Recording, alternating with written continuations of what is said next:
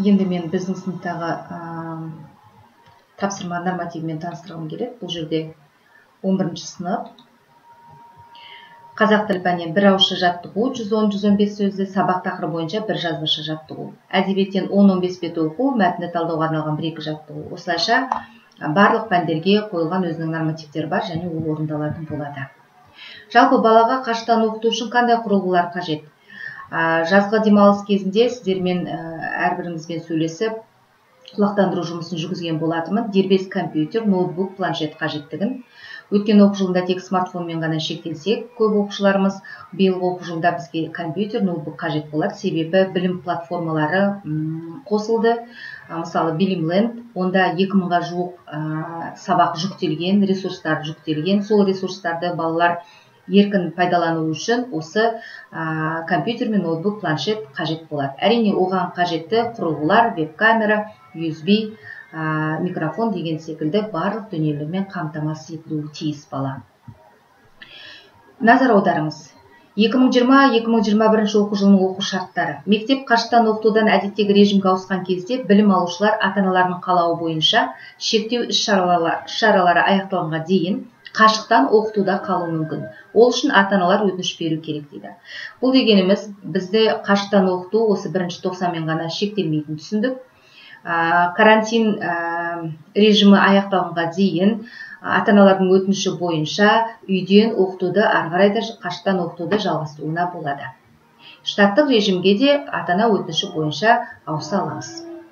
2021 жылдың 1 қаңтарына дейін мектептерде оқушылардың көптен қатысуымен мәдени бұқаралық және спорттық бұқаралық іс-шаралар тоқтатылады. Мектеп асханасы мен буфеттің қызметі уақытша тоқтатылады.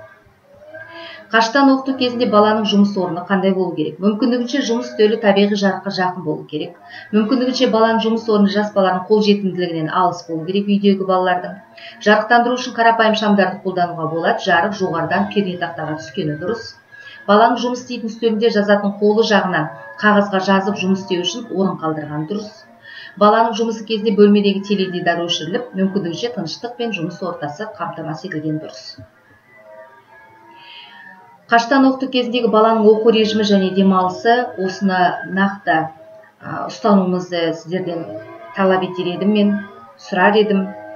Бірінші, ұйқыдан тұру, гигиеналық процедуралар, таңғы ас, қысқа демалыс 10-15 минуттық, кесте бойынша сабақтар, түскі ас, қысқа демалыс 10-15 минут, шығармашылық қызмет түрлерімен айналысу, танымдық кітаптар оқу, үйде көмек көрсету, оқу тапсырмаларын орындау, кешкі ас, гигиеналық процедуралар, ұйқы.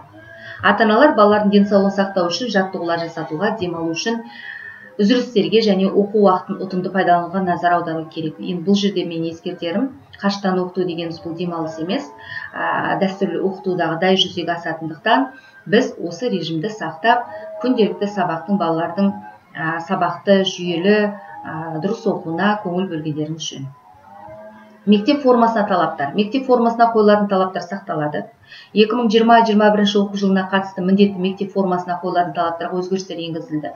Ол қандай өзгеріс десек, ғылым және білім министрінің өткенде жаңағы жиналыста айтқаны бойынша қатаң талаптағы мектеп формасы талап етілмейді әзірше, бірақ балалар классикалық үлгіде киінгені жөн. Тіпті үйден қашықтан оқытып отырған монитордың алдында отырған кезде де ол этикаға сәйкес баланың үй киіммен емес дұрыс киініп отырғаны шарт. Баланы өздігінен жұмыс істеуге және оқуға қалай ынталандыруға болады? Бұл жөндегі ақыл кеңестердің барлығын сіздерге слайд ретінде мен ортақ чатқа жіберемін. Сол жерден мұқият танысып оқып шықсаңыздар деймін. Уақыт шектеулігіне байланысты мен таныстырмай қояйын сіздерді. Ата-аналарға кеңесті де сол жерден оқып танысып алайық. Интернет жүйесіндегі жұмысын бақылау жөнінде айтарым.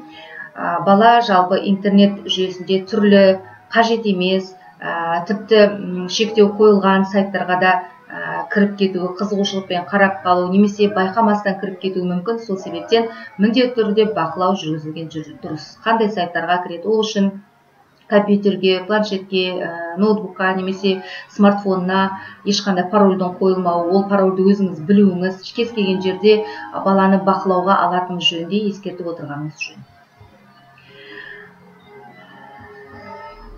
Жалпы сіздерге таныстыратын осы. Енді ата-аналардың жауапкершілігіне тоқталып өтсем, баланы қашықтан оқыту үшін қолайлы жағдайлар жасау, компьютер мен интернетті қауіпсіз пайдалану жөніндегі ұсынымдардың орындалуын бақылау, баланың оқу кестесі мен тапсырмалардың орындауын бақылауды қамтамасыз ету, осы жерге ерекше назар